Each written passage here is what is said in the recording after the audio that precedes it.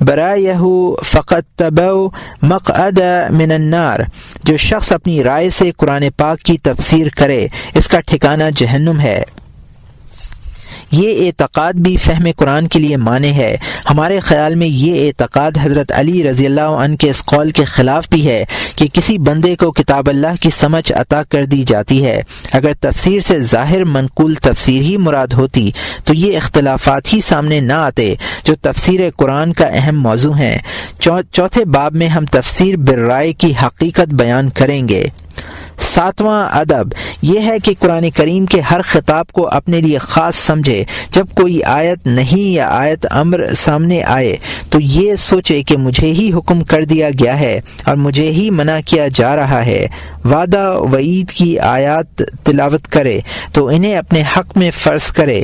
انبیاء کے قصے پڑھے تو یہ سمجھے کہ یہاں قصے مقصود نہیں ہیں بلکہ ان سے عبرت حاصل کرنا مقصود ہے، کیونکہ پچھلے انبیاء کے جتنے قصے قرآن کریم میں مذکور ہیں ان کے مضامین کا فائدہ محمد صلی اللہ علیہ وسلم اور امت محمد صلی اللہ علیہ وسلم کو حاصل ہوتا ہے۔ چنانچہ اللہ تعالیٰ ارشاد فرماتے ہیں ما نثبت به فؤادک، پارہ نمبر 12 رکوع نمبر 10 آیت نمبر 12، جن کے ذریعے سے ہم آپ کے دل کو تقویت دیتے ہیں۔ تلاوت کرنے والے کو فرض کر لینا چاہیے کہ اللہ تعالیٰ نے انبیاء کی آزمائش، صبر، نصرت اور ثبات قدمی کے جو واقعات اپنی کتاب میں بیان کیے ہیں ان سے ہماری ثابت قدمی مقصود ہے۔ قرآنی خطابات کو اپنے فرض کرنے کی وجہ سے یہ کہ قرآن پاک حضرت صلی اللہ علیہ وسلم ہی کے لیے نازل نہیں ہوا ہے بلکہ وہ تمام دنیا کے لیے شفا، ہدایت، رحمت ہے۔ اسی لیے اللہ تعالیٰ نے تمام لوگوں کو نعمت کتاب پر شکر ادا کرنے کا حکم دیا ہے۔ وَاذْكُرُوا نِعْمَةَ اللَّهِ عَلَيْكُمْ وَمَا أَنزَلَ عَلَيْكُمْ مِنَ الْكِتَابِ وَالْحِكْمَةِ يَعْظُكُمْ بِهِ، یہ پارہ نمبر 2 رکوع نمبر 13 کی آیت نمبر 231 ہے۔ اور حق تعالی کی جو نعمتیں تم پر ہیں ان کو یاد کرو، اور خصوصاً اس کتاب اور مضامین حکمت کو جو اللہ تعالی نے تم پر اس حیثیت سے نازل فرمائی ہیں کہ تم کو ان کے ذریعے نصیحت فرماتے ہیں۔ ذیل کی آیت کریمہ سے بھی اس کی تائید ہوتی ہے۔ لَقَدْ أَنزَلْنَا إِلَيْكُمْ كِتَابًا فِيهِ ذِكْرُكُمْ أَفَلَا تَعْقِلُونَ، پارہ نمبر 17 رکوع نمبر 13 آیت نمبر 44، ہم تمہارے پاس ایسی کتاب بھیج چکے ہیں کہ اس میں تمہاری نصیحت کافی موجود ہے، کیا تم پھر بھی نہیں سمجھتے؟ وَأَنزَلْنَا إِلَيْكَ الذِّكْرَ لِتُبَيِّنَ لِلنَّاسِ مَا نُزِّلَ إِلَيْهِمْ، پارہ نمبر 14 رکوع نمبر 13 آیت نمبر 44، اور آپ پر بھی یہ قرآن اتارا ہے تاکہ جو مضامین لوگوں کے پاس بھیجے گئے ہیں ان کو آپ ان سے ظاہر کر دیں، اور آپ کذالک یضرب اللہ للناس امثالہم، پارہ نمبر 26 رکوع نمبر 5 آیت نمبر 35، اللہ تعالیٰ اسی طرح کے لوگوں کے لیے ان کے حالات بیان فرماتے ہیں۔ وَاتَّبِعُوا أَحْسَنَ مَا أُنزِلَ إِلَيْكُم مِّن رَّبِّكُمْ، پارہ نمبر 24 رکوع نمبر 3 آیت نمبر 55، اور تم کو چاہیے کہ اپنے رب کے پاس سے آئے ہوئے اچھے اچھے حکموں پر چلو۔ هَذَا بَصَائِرُ مِن رَّبِّكُمْ وَهُدًى وَرَحْمَةً لِّقَوْمٍ يُؤْمِنُونَ، پارہ نمبر 9 رکوع نمبر 15 آیت نمبر 203، یہ گویا بہت سی دلیلیں ہیں تمہارے رب کی طرف سے اور ہدایت اور رحمت ہے ان لوگوں کے لیے جو ایمان رکھتے ہیں۔ هذا بیان للناس وہدی وموعظۃ للمتقین، پارہ نمبر 4 رکوع نمبر 5 آیت نمبر 138، یہ بیان کافی ہے تمام لوگوں کے لیے اور ہدایت اور نصیحت ہے خدا سے ڈرنے والوں کے لیے۔ ان آیت سے معلوم ہوا کہ تمام لوگ قرآن کے مخاطب ہیں، اس اعتبار سے یہ خطاب تلاوت کرنے والے سے بھی ہے، اس لیے ہر شخص کو یہ فرض کر لینا چاہیے کہ قرآن کا مقصود میں ہوں۔ ارشاد ربانی ہے وَأُوحِيَ إِلَيَّ هَذَا الْقُرْآنُ لِأُنذِرَكُم بِهِ وَمَن بَلَغَ، پارہ نمبر 7 رکوع نمبر 8 آیت نمبر 19۔ اور میرے پاس یہ قرآن بطور وحی کے بھیجا گیا ہے تاکہ میں اس قرآن کے ذریعے سے تم کو اور جن کو یہ قرآن پہنچے ان سب کو ڈراؤں۔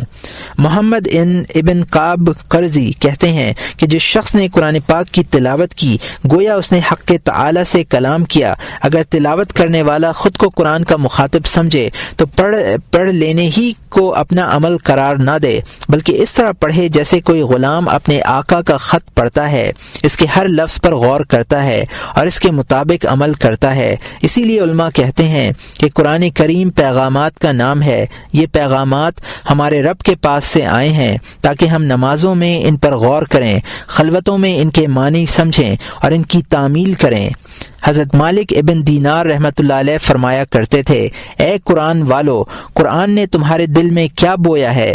قرآن مومن کے حق میں بہار ہے جس طرح بارش زمین کے حق میں بہار ہے۔ قتادہ فرماتے ہیں کہ جو شخص قرآن کی صحبت اختیار کرتا ہے وہ فائدے حاصل کرتا ہے یا نقصان۔ اللہ تعالیٰ کا ارشاد ہے، ہوا شفاء ورحمۃ للمؤمنین ولا یزید الظالمین الا خسارا۔ پارہ نمبر 15 رکوع نمبر 9 آیت نمبر 82۔ وہ ایمان والوں کے حق میں تو شفا اور رحمت ہے اور ناانصافوں کو اس سے اور الٹا نقصان بڑھتا ہے۔ 8واں ادب یہ ہے کہ قرآنی آیات سے متاثر ہو، جس طرح کی آیت تلاوت کرے اسی طرح کا تاثر دل میں ہونا چاہیے۔ اگر آیت خوف ہے تو خوف طاری کرے، آیت حزن ہے تو غمگین ہو جائے، اگر آیت رجا ہے تو وہ کیفیت دل میں پیدا کرے جو امید سے ہوتی ہے۔ غرض کہ جس مضمون کی آیت ہو اسی مضمون کے مطابق کیفیت اور حال پیدا ہونا ہی تلاوت کا کمال ہے۔ جب انسان کو معرفت کاملہ حاصل ہو جاتی ہے تو دل پر خوف کا غلبہ زیادہ رہتا ہے، اس لیے کہ قرآنی آیات میں تنگی بہت ہے۔ مثال کے طور پر رحمت اور مغفرت کا ذکر ایسی شرطوں کے ساتھ کیا گیا ہے کہ عارف کے لیے جن کی تکمیل دشوار ہے۔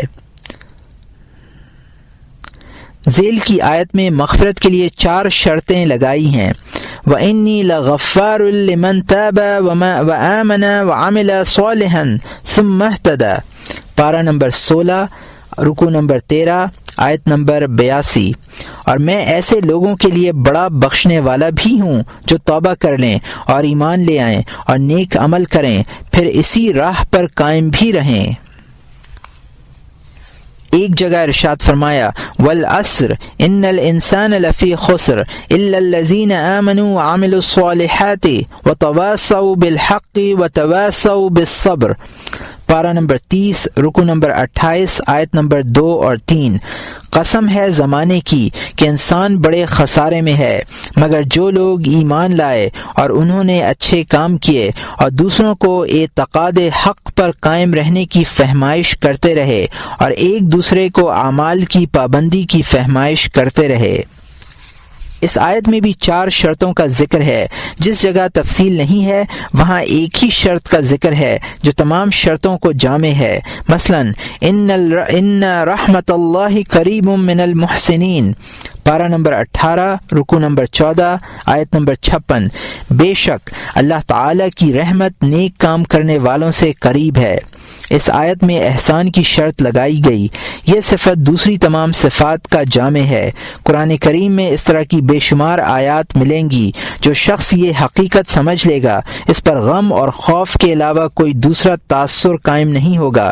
اسی لیے حضرت حسن بصری فرمایا کرتے تھے کہ جو بندہ قرآن پڑھتا ہے، اس پر ایمان رکھتا ہے، اس کا غم بڑھتا ہے، اس کی خوشی کم ہو جاتی ہے، رونا زیادہ ہو جاتا ہے، ہنسنا کم ہو جاتا ہے، کام بڑھ جاتا ہے، بیکاری کم ہو جاتی ہے، تکلیف زیادہ ہو جاتی ہے، راحت کم ہو جاتی ہے۔ وہیب ابن الورد کہتے ہیں کہ ہم نے احادیث کا مطالعہ بھی کیا اور وعظ بھی سنے، لیکن تلاوت قرآن اور تدبر فی القرآن سے زیادہ دل کو نرم کرنے والی چیز ہمیں نہیں ملی۔ خلاصہ کلام یہ ہے کہ مومن کو تلاوت کے دوران ہر آیت کے مضمون کے مطابق اسی طرح متاثر ہونا چاہیے کہ اس کی صفت کے ساتھ متصف ہو جائے، مثلا آیت کی تلاوت کے وقت جس میں تحدید و وعید ہے اور مغفرت کی مشکل شرائط کا ذکر ہے، اتنا ڈرے کہ گویا ڈر کی وجہ سے مر جائے گا۔ جہاں مغفرت کا وعدہ مذکور ہے وہاں اتنا خوش ہو کہ گویا خوشی کے مارے اڑنے لگے گا۔ اللہ تعالیٰ کے اسماء اور صفات پر مشتمل آیات کی تلاوت کے دوران باری تعالیٰ کی عظمت اور تقدس کے سامنے سرنگوں ہو جائے۔ جب کفار کا تذکرہ ہو اور ان کے اقوال بیان کیے جائیں جو باری تعالیٰ کے حق میں محال ہیں تو اپنی آواز آہستہ کر لے اور دل ہی دل میں کفار کی ان شرمناک دروغ بیانیوں پر شرمندہ ہو۔ جب جنت کا ذکر ہو تو دل میں اس کا شوق پیدا ہونا چاہیے، دوزخ کے بیان پر اتنا خوف زدہ ہونا چاہیے کہ دل دہل جائے اور جسم لرز جائے۔ روایات میں ہے کہ سرکار دو عالم صلی اللہ علیہ وسلم نے حضرت عبداللہ ابن مسعود رضی اللہ عنہ سے فرمایا، قرآن سناؤ۔ ابن مسعود رضی اللہ عنہ کہتے ہیں کہ میں نے سورہ نساء کی تلاوت شروع کی۔ جب میں اس آیت پر پہنچا فَكَيْفَ إِذَا جِئْنَا مِنْ كُلِّ أُمَّةٍ بِشَهِيدٍ وَجِئْنَا بِكَ عَلَى هَؤُلَاءِ شَهِيدًا، پارہ نمبر 5 رکوع نمبر 3 آیت نمبر 41۔ اس وقت بھی کیا حال ہوگا جب کہ ہم ہر امت میں ایک ایک گواہ کو حاضر کریں گے اور آپ کو ان لوگوں پر گواہی دینے کے لیے حاضر لائیں گے۔ تو حضرت صلی اللہ علیہ وسلم کی آنکھوں سے آنسو جاری ہو گئے۔ آپ نے فرمایا حسبک الآن، بخاری و مسلم کی حدیث ہے جس کو ابن مسعود رضی اللہ عنہ نے روایت کیا ہے، بس اب رہنے دو۔ آپ کی یہ کیفیت اس لیے ہوئی کہ آپ کا قلب مبارک پوری طرح اس منظر کے مشاہدے میں مشغول تھا جو مذکورہ بالا آیت میں مذکور ہے۔ بعض لوگ وعید و انداز کی آیت کی تلاوت کے وقت بے ہوش ہو کر گر جاتے تھے، اور ایسے بھی گزرے ہیں جو اس طرح کی آیات سنتے ہوئے انتقال کر گئے۔ اصل بات یہ ہے کہ جو شخص تلاوت کے وقت اپنے اوپر مضامین تلاوت کے مطابق کیفیات طاری کر لیتا ہے وہ محض نقال نہیں رہتا۔ مثلا جب یہ آیت پڑھے انی اخاف ان عصیت ربی عذاب یوم عظیم، پارہ نمبر 7 رکوع نمبر 8 آیت نمبر 15، میں اگر اپنے رب کا کہنا نہ مانوں تو میں ایک بڑے دن کے عذاب سے ڈرتا ہوں، اور دل میں خوف نہ ہو تو یہ صرف نقالی ہے، حقیقت کا اس سے کوئی تعلق نہیں ہے۔ اسی طرح جب یہ آیت پڑھے علیک توکلنا و الیک انبنا و الیک المصیر، پارہ نمبر 28 رکوع نمبر 7 آیت نمبر 4، ہم آپ پر توکل کرتے ہیں اور آپ ہی کی طرف رجوع کرتے ہیں اور آپ ہی کی طرف لوٹنا ہے، اور توکل اور انابت نہ پائی جائے تو یہ تلاوت زبانی حکایت کے علاوہ کچھ بھی نہیں۔ جب یہ آیت تلاوت کرے وَلَنَصْبِرَنَّ عَلَى مَا أَذَيْتُمُونَا، پارہ نمبر 13 رکوع نمبر 14 آیت نمبر 12، اور تم نے جو کچھ ہم کو ایذا پہنچائی ہے ہم اس پر صبر کریں گے، تو دل میں صبر ہونا چاہیے تاکہ آیت کی حلاوت اور لذت محسوس کرے۔ اگر یہ مختلف کیفیات طاری نہ ہوں گی اور دل ہر طرح کے تاثر سے خالی ہوگا تو اس تلاوت سے وہ صریح طور پر اپنے آپ کو لعنت ملامت کرے گا۔ مثلا جب کوئی شخص دلی جذبات و تاثرات سے خالی ہو کر ذیل کی آیات پڑھے گا تو یہی ظاہر ہوگا کہ وہ اپنے آپ کو ان لوگوں کے زمرے میں شامل کر رہا ہے جن کے بارے میں یہ آیات نازل ہوئی ہیں۔ الا لعنت اللہ علی الظالمین کبر مقتا عند اللہ ان تقولوا ما لا تفعلون، پارہ نمبر 18 رکوع نمبر 9 آیت نمبر 3، خبردار ظلم کرنے والوں پر اللہ تعالیٰ کی لعنت ہے، خدا کے نزدیک یہ بات بہت ناراضی کی ہے کہ ایسی بات کہو جو کرو نہیں۔ وَهُمْ فِي غَفْلَةٍ مُعْرِضُونَ، پارہ نمبر 17 رکوع نمبر 1 آیت نمبر 1، اور یہ ابھی غفلت ہی میں پڑے ہیں اور اعراض کیے ہوئے ہیں۔ فَأَعْرِضْ عَمَّنْ تَوَلَّى عَنْ ذِكْرِنَا وَلَمْ يُرِدْ إِلَّا الْحَيَاةَ الدُّنْيَا، پارہ نمبر 7 رکوع نمبر 6 آیت نمبر 29، تو آپ ایسے لوگوں سے خیال ہٹا لیجئے جو ہماری نصیحت کا خیال نہ کرے اور بجز دنیاوی زندگی کے اس کا کوئی مقصود نہیں ہو۔ وَمَن لَّن يُتِبْ فَأُولَٰئِكَ هُمُ الظَّالِمُونَ، پارہ نمبر 26 رکوع نمبر 14 آیت نمبر 11، اور جو ان حرکتوں سے باز نہ آئیں گے تو وہ ظلم کرنے والے ہیں۔ ایسا قاری ان آیات کا مصداق بھی بنے گا۔ وَمِنْهُمْ أُمِّيُّونَ لَا يَعْلَمُونَ الْكِتَابَ إِلَّا أَمَانِي، پارہ نمبر 1 رکوع نمبر 9 آیت نمبر 78۔ اور ان میں بہت سے ناخواندہ بھی ہیں جو کتابی علم نہیں رکھتے لیکن دل خوش کن باتیں بہت یاد ہیں۔ وَكَأَيٍّ مِّنْ آيَةٍ فِي السَّمَاوَاتِ وَالْأَرْضِ يَمُرُّونَ عَلَيْهَا وَهُمْ عَنْهَا مُعْرِضُونَ، پارہ نمبر 13 رکوع نمبر 6 آیت نمبر 105۔ اور بہت سی نشانیاں ہیں آسمانوں میں اور زمین میں جن پر ان کا گزر ہوتا رہتا ہے اور وہ ان کی طرف توجہ نہیں کرتے۔ قرآن کریم میں یہ علامات واضح طور پر بیان کی گئی ہیں۔ اگر پڑھنے والا ان علامات سے متاثر نہ ہو اور سرسری طور پر پڑھ کر گزر جائے تو بلا شبہ یہ شخص ان لوگوں میں شامل ہے جو کلام اللہ سے روگدانی کرتے ہیں۔ اسی لیے کہا گیا ہے کہ قرآنی اخلاق سے متصف نہ ہونے والا شخص جب قرآن پاک کی تلاوت کرتا ہے تو ندا آتی ہے، اے بندے تجھے میرے کلام سے کیا واسطہ، تو مجھ سے روگدانی کر رہا ہے، اگر تو میری طرف رجوع نہیں کرتا تو میری کتاب کی تلاوت مت کر۔ اس گناہگار آدمی کی جو قرآن پاک کی بار بار تلاوت کرتا ہے مثال ایسی ہے جیسے کوئی قانون شکن انسان دن بھر میں کئی مرتبہ شاہی فرمان پڑھے لیکن اس فرمان کی تکمیل نہ کرے۔ اگر ایسا شخص فرمان شاہی نہ پڑھتا تو غالباً عتاب کم ہوتا، پڑھ کر عمل نہ کرنے کی صورت میں وہ زیادہ عتاب کا مستحق ہے۔ اسی لیے یوسف ابن اسباط کہتے ہیں کہ میں تلاوت قرآن کا ارادہ کرتا ہوں لیکن جب اس کے مضامین یاد آتے ہیں اور اپنی کوتاہ عملی کا خیال آتا ہے تو تلاوت سے ڈر لگنے لگتا ہے اور تسبیح و استغفار میں مشغول ہو جاتا ہوں۔ جو شخص قرآن کریم پر عمل کرنے سے گریز کرے وہ اس آیت کریمہ کا مصداق ہے۔ فَنَبَذُوهُ وَرَاءَ ظُهُورِهِمْ وَاشْتَرَوْا بِهِ ثَمَنًا قَلِيلًا فَبِئْسَ مَا يَشْتَرُونَ، پارہ نمبر 4 رکوع نمبر 10 آیت نمبر 187۔ سو ان لوگوں نے اس کو اپنے پس پشت پھینک دیا اور اس کے مقابلے میں کم حقیقت معاوضہ لے لیا، سو بری چیز ہے جس کو وہ لے رہے ہیں۔ جب تلاوت سے دل بھر جائے تو پڑھنا موقوف کر دینا چاہیے۔ سرکار دو عالم صلی اللہ علیہ وسلم کا ارشاد ہے، اقرؤوا القرآن ما اختلفت علیہ قلوبکم فاذا اختلفتم فقوا مواعنہ۔ یہ بخاری و مسلم کی حدیث ہے جس کو جندب ابن عبداللہ البجلی نے روایت کیا ہے۔ قرآن پاک اس وقت تک پڑھو جب تک کہ تمہارے دل اس سے مانوس رہیں، اگر یہ حال نہ ہو تو تلاوت موقوف کر دو۔ دل کی انسیت کا مطلب یہ ہے کہ پڑھنے والے پر اثرات مرتب ہوں جو اس آیت میں بیان کیے گئے ہیں۔ الذین اذا ذکر اللہ وجلت قلوبہم واذا تلیت علیہم آیاتہ زادتہم ایمانا وعلی ربہم یتوکلون، پارہ نمبر 9 رکوع نمبر 15 آیت نمبر 2۔ وہ لوگ ہیں جب ان کے سامنے اللہ کا ذکر آتا ہے تو ان کے قلوب ڈر جاتے ہیں، اور جب اللہ کی آیتیں ان کو پڑھ کر سنائی جاتی ہیں تو وہ آیتیں ان کے ایمان کو اور زیادہ مضبوط کر دیتی ہیں اور وہ لوگ اپنے رب پر توکل کرتے ہیں۔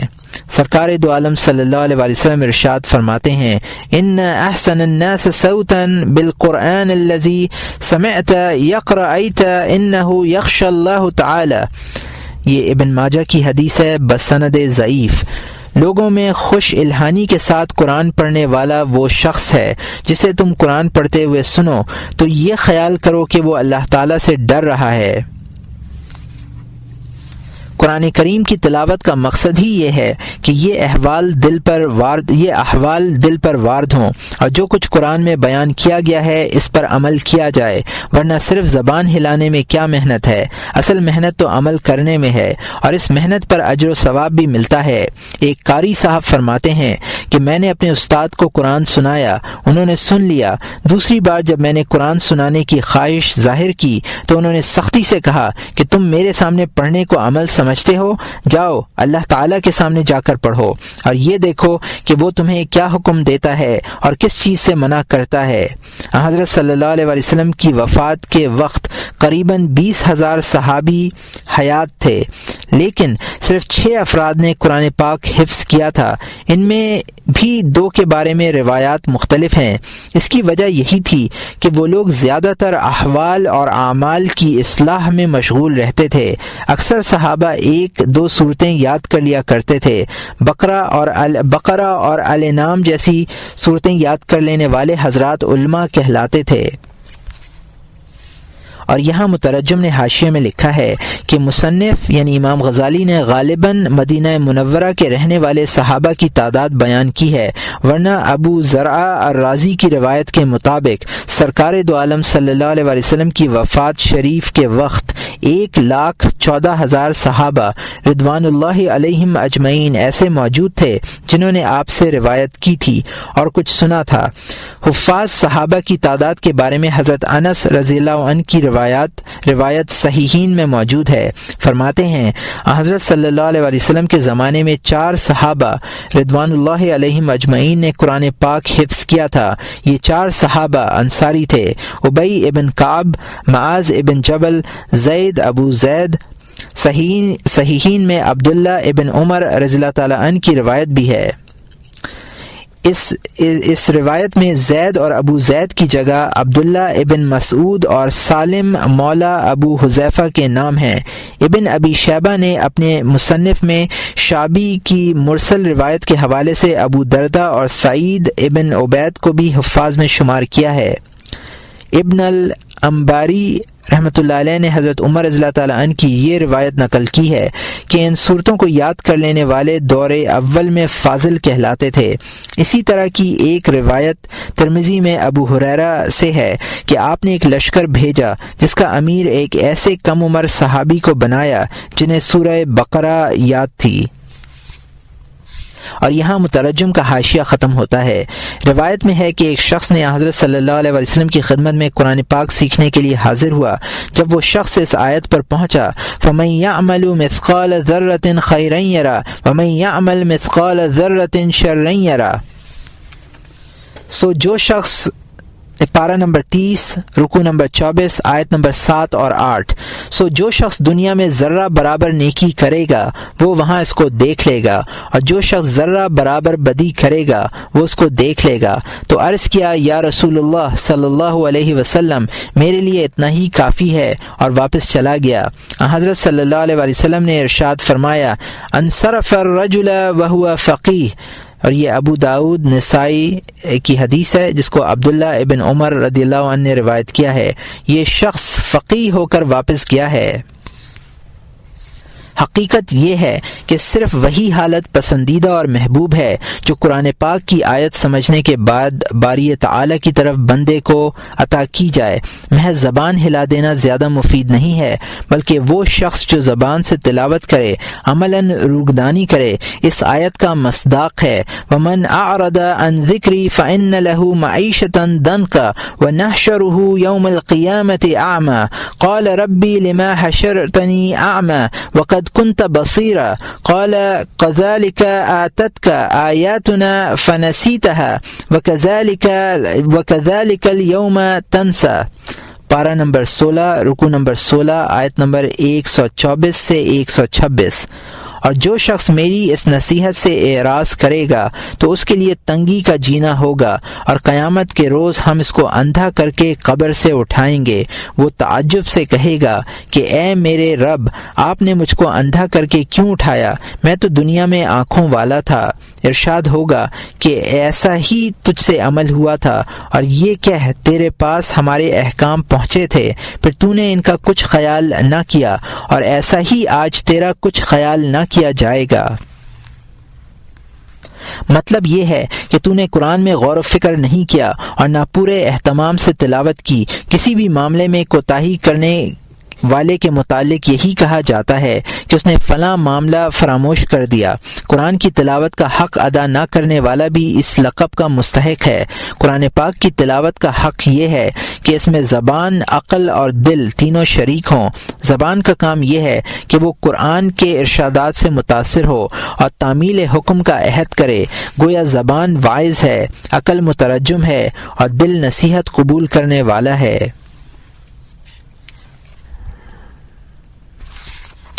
نواں ادب یہ ہے کہ تلاوت میں اتنی ترقی کرے کہ اپنے بجائے خود متکلم سے اس کا کلام سنے۔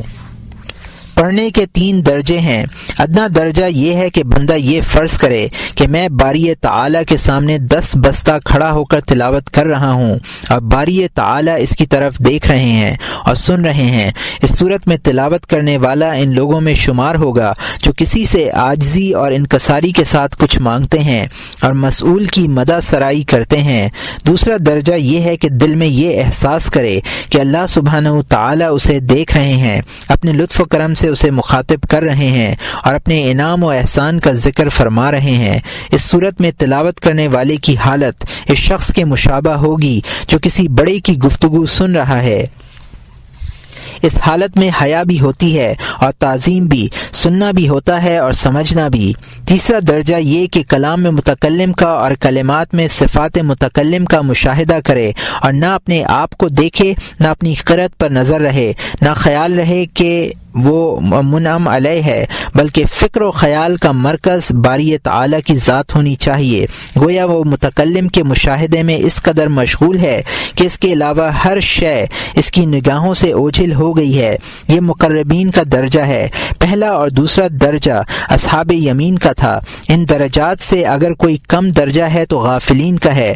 مقربین کے درجے کے بارے میں حضرت جعفر ابن محمد صادق رضی اللہ عنہ فرماتے ہیں کہ باری تعالیٰ اپنی مخلوق کے لیے اپنے کلام میں تجلی فرماتے ہیں، لیکن وہ تجلی کا مشاہدہ نہیں کر پاتے۔ حضرت جعفر صادق ایک روز نماز کے دوران بے ہوش ہو گئے۔ جب افاقہ ہوا تو لوگوں نے اس حالت کے متعلق سوالات کیے۔ فرمایا کہ میں دل ہی دل میں ایک آیت کو بار بار پڑھ رہا تھا، اچانک مجھے ایسا لگا جیسے وہ آیت خداوند قدوس سے سن رہا ہوں۔ اس قدرت کے مشاہدے کا تحمل میرے بس سے باہر تھا، اسی لیے مجھ پر غشی طاری ہو گئی۔ ایک بزرگ فرماتے ہیں کہ پہلے مجھے قرآن پاک کی تلاوت میں لذت نہیں ملتی تھی، یہاں تک کہ اللہ تبارک و تعالی نے مجھ پر کچھ اس طرح کا احساس بخشا کہ جیسے میں حضرت صلی اللہ علیہ وسلم کی زبان مبارک سے قرآن سن رہا ہوں۔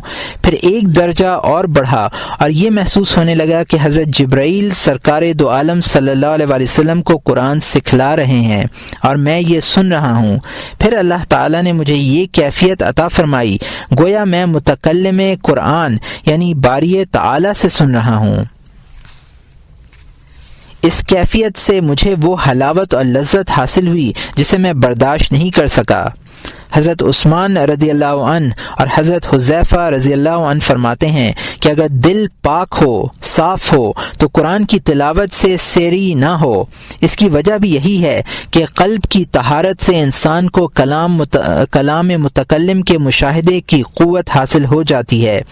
ثابت بنانی رحمۃ اللہ علیہ کا یہ تجربہ بھی غالباً اسی حقیقت پر مبنی ہے کہ میں نے 20 برس تک قرآن کی تلاوت میں سخت محنت کی، لیکن 20 برس سے مجھے تلاوت سے ناقابل بیان لذت حاصل ہو رہی ہے۔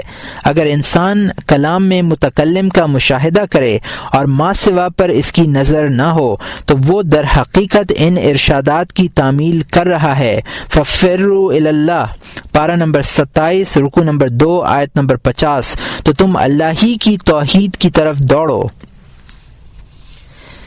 وَلَا تَجْعَلُوا مَعَ اللَّهِ إِلَٰهًا آخر پارہ نمبر 27 رکوع نمبر 2 آیت نمبر 51، اور خدا کے ساتھ کوئی اور معبود مت قرار دو۔ جو شخص خدا تعالی کی طرف متوجہ نہ رہے وہ غیر اللہ کی طرف متوجہ رہے گا، اور جو شخص غیر اللہ کی طرف متوجہ ہوگا اس کے معتقدات میں شرک خفی کا عنصر ضرور شامل ہوگا۔ توحید خالص یہ ہے کہ ہر شے میں حق کا جلوہ نظر آئے۔ 10واں ادب یہ ہے کہ طاقت و قوت سے برات کرتا رہے اور کسی بھی لمحہ اپنے نفس کو اہمیت نہ دے۔ مثلا قرآن پاک کی وہ آیات پڑھے جس میں نیک بدوں کی مدح کی گئی ہے اور ان سے جنت و مغفرت کے وعدے کیے گئے ہیں، تو یہ خیال نہ کرے کہ میں بھی ان صالحین میں شامل ہوں، بلکہ یہ سمجھے کہ یہ درجہ بہت بلند ہے اور اہل یقین اور صدیقین کے شایان شان ہے۔ البتہ خود کو ان آیات کا مخاطب قرار دے اور یہ سمجھے کہ تشریک و ترغیب کے لیے اسے مخاطب بنایا جا رہا ہے۔ جب وہ آیات پڑھے جن میں گناہ گاروں کے لیے خدا کے غضب اور عذاب علیم کا ذکر ہے تو یہ سمجھے کہ ان آیات سے مخاطب ہوں۔ اس موقع پر خدا کے غیظ و غضب سے ڈرے اور کفر و شرک اور فسق و فجور میں مبتلا نہ ہونے کی دعا مانگے۔ چنانچہ حضرت عمر رضی اللہ عنہ اس طرح کی تلاوت کے وقت یہ دعا مانگا کرتے تھے، اے اللہ میں اپنے ظلم و کفر کی مغفرت چاہتا ہوں۔